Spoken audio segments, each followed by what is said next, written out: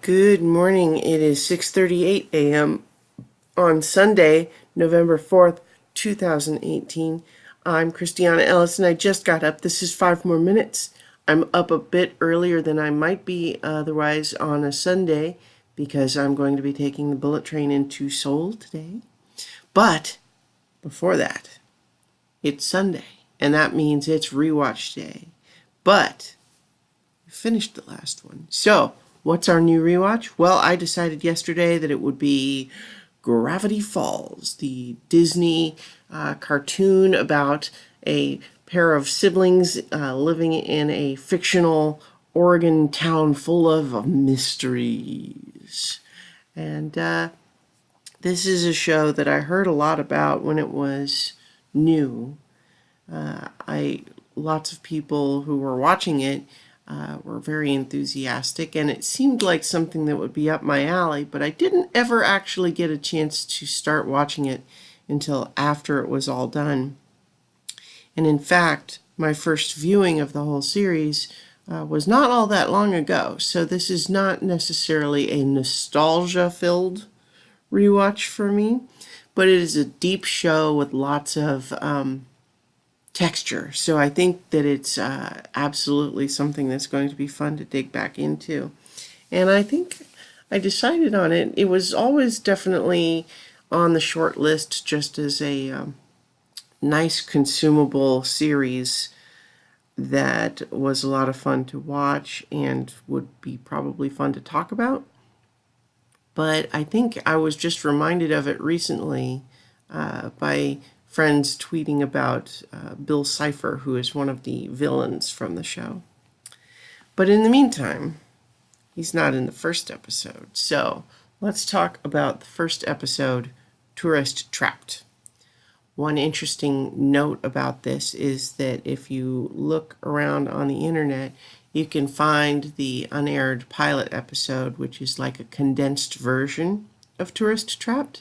And you can see, it's kind of interesting because you can see a lot of the exact same jokes, but a few of them, few places where you can see how they refined it and enhanced it in ways that I think are largely positive. So, in fact, in that version, there's a gnome king or wizard character at the end, and then the kids answer a silly riddle in order to win Mabel's freedom, and the gnomes all turn to stone, which is funny and interesting, but I think it works better in this way in the sense that it becomes Mabel's contribution becomes a little bit more meaningful at the end, and it also leaves the gnomes scattered but alive otherwise, and therefore able to potentially contribute to the plot in the future. But so yeah, let's talk about what happens in this episode. So first, we are introduced in media res as Dipper and Mabel are racing along on the golf cart, running away from something enormous, and we don't see, and we get the classic. All we're missing is the record scratch of like, yeah, this is me. How did I get into this crazy situation? Well, so it's kind of a cliche, but hey, it works. That's not a complaint. And so we discover that this is Dipper and Mabel, who are twins. I feel like I'm suddenly questioning whether they're actually twins. I'm pretty sure they are. They're at least siblings. Why am I forgetting whether they're twins or not? I don't remember now. Yeah, they're twins. Okay. They're definitely twins. Anyway, Dipper, who is kind of excitable, bookish, and suspicious, paranoid, prone to conspiracy theories, whereas Mabel, at least the character trait that we are sort of textually introduced for her is that she's currently boy crazy. But we also see that she has got her own very strong personal aesthetic, what with the sweaters and the sparkles and all of that sort of thing. And she's kind of goofy that we see, like that's, subtext. Like the story doesn't draw attention to that the way it does to the boy crazy part. But they have both been packed up by their parents to go stay with their great uncle, aka Grunkle Stan, who runs this shop. It's a tourist trap about all sorts of weird, strange phenomenon that is pretty transparently fake, and yet Dipper feels sure that there's weird stuff really going on here. But as we're introduced at the beginning of the episode, we don't see anything really weird. That's actually one difference, too, between the pilot and this version of the episode. The pilot makes it much more clear that he really has actually seen very strange things before now. But in this episode, we're introduced to Dipper and Mabel. We're introduced to Grunkle Stan, who is very much an aging, uncharismatic. When he does, like he turns it on, the huckster mode, the charlatan, for the tourists, but for Dipper and Mabel, whatever, doesn't care, can't be bothered. And we also get 2 employees of the shop. We have Seuss, who's a handyman, groundskeeper type, and Wendy Corduroy, if I'm not mistaken, who is the, probably like hottest girl in town sort of thing, but also the very much the flannel and jeans aesthetic. And she works there, but she does the teenage girl thing of being not wanting to actually do any real work. We don't get a lot from Wendy in this episode. I think that her 2 big moments that she gets in this episode, which is early.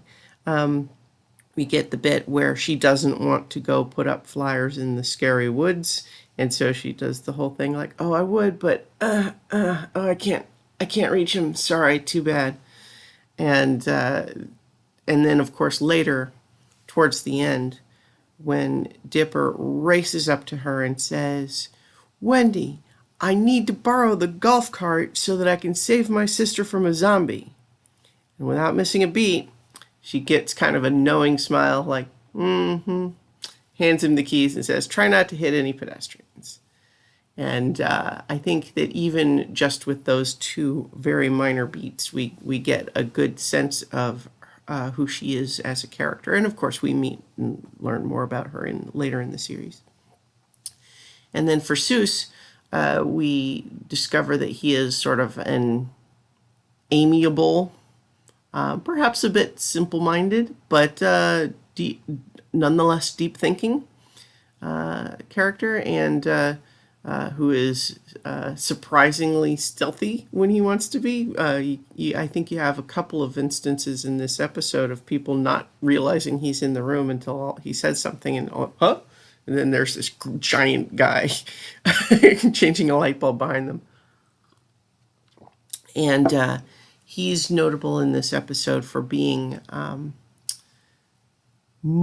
mostly on Dipper's side in terms of believing that there's really weird things going on in this town, and yet his weird things seem to be not very aligned with Dipper's weird things. He's pretty sure that the mailman is a werewolf, for example. But so in the meantime, those are like the main characters that we're introduced to.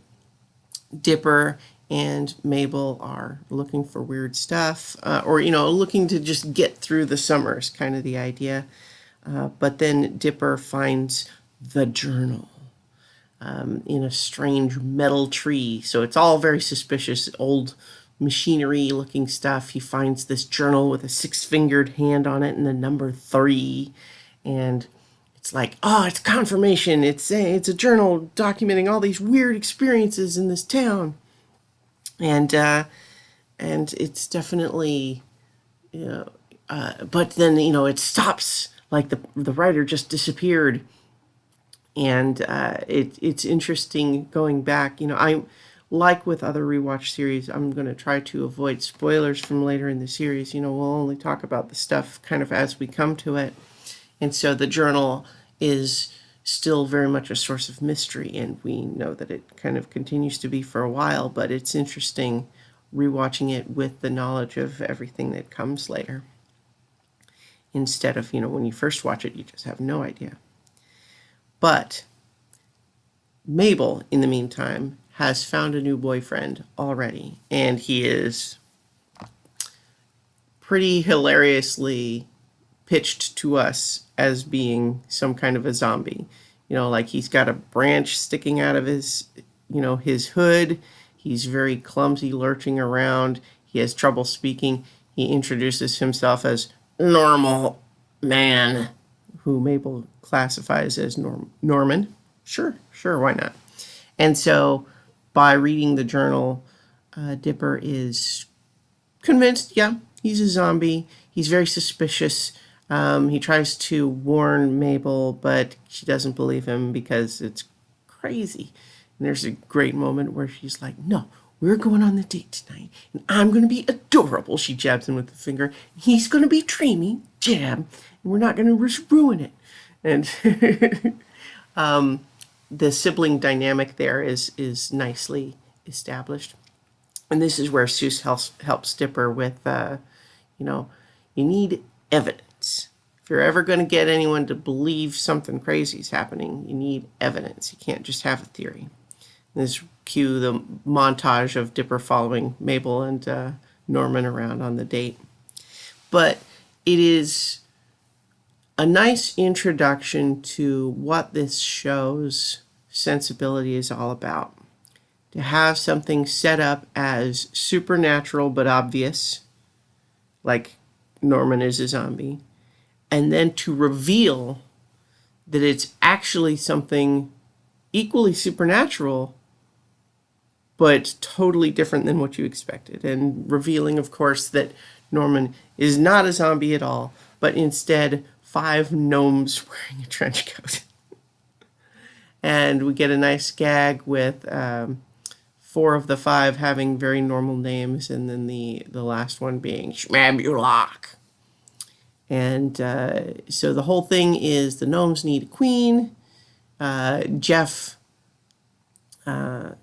Jeff, the leader of the gnomes, is played as very much the nice guy who's really in love with her, just wants her love. But I like that Mabel is, doesn't want to hurt their feelings, but at the same time is very much like, no, this is too weird. Does not really entertain it. And then, of course, we get, okay, well, then we're just going to kidnap you. And I will say that there were a couple of beats in this episode that touched on some real world stuff that's kind of unpleasant, related to male characters not respecting the agency of female characters. And to the show's credit, at least, that is not portrayed in any way as even remotely sympathetic. It is, in the show, it's like, no, that's just awful. And yeah, there's no quarter given to the idea that there's any good or noble motivation there. And so Dipper has to save Mabel. We get some nice little business, just meeting the rest of the gnomes. It's like, oh, well, we weren't going to hurt her.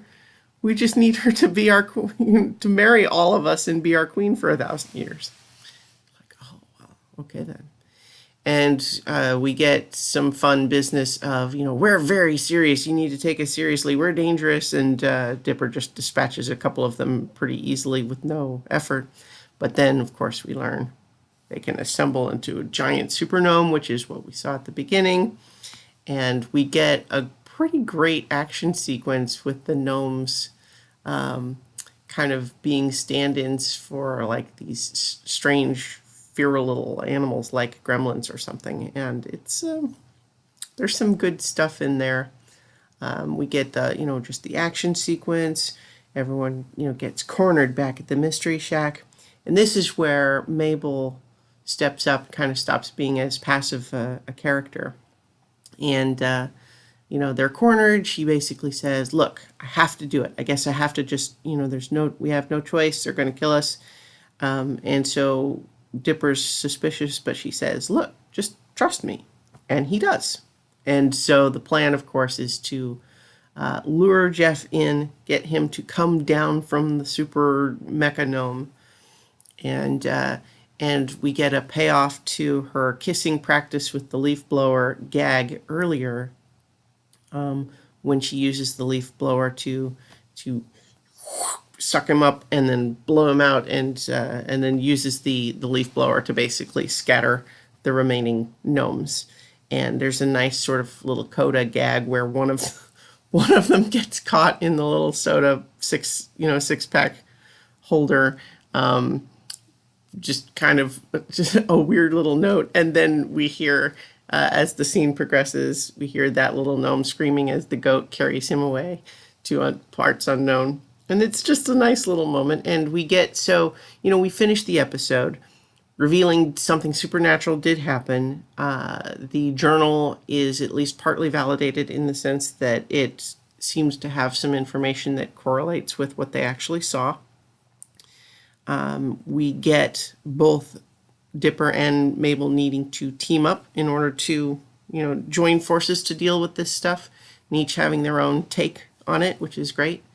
And yeah, so we finish we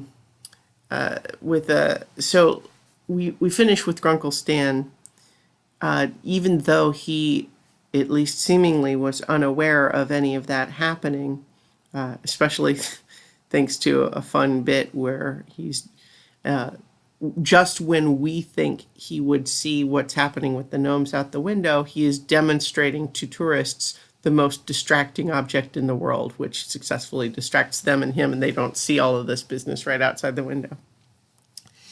And so he promises that each of them can have one item from the gift shop. And this is where we get some fun silliness with the characters. And, Dipper replaces the baseball cap he lost earlier with the one that has become, the classic part of his character model with the white and blue with the little pine tree on it. And then, and then Mabel takes a grappling hook and then proceeds to use it for everything, including trying to turn the lights off, which means shooting a lantern through the window.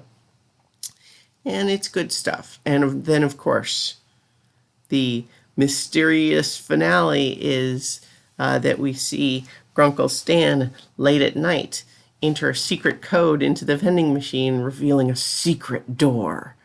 And that he looks around suspiciously before he goes into some secret basement cellar. And it's nice because it sets it up as, this charlatan who is, trying to sell fakey, touristy stuff to tourists who don't know any better. Turns out, he's really got something sneaky going on, and perhaps related to the journal? We don't know. We'll see. So in any case, we shall see as the rewatch continues next week with episode 2, which I can tell you in a second. The Legend of the Gobblewonker. Ooh. And in the meantime, I'll talk to you tomorrow for 5 more minutes.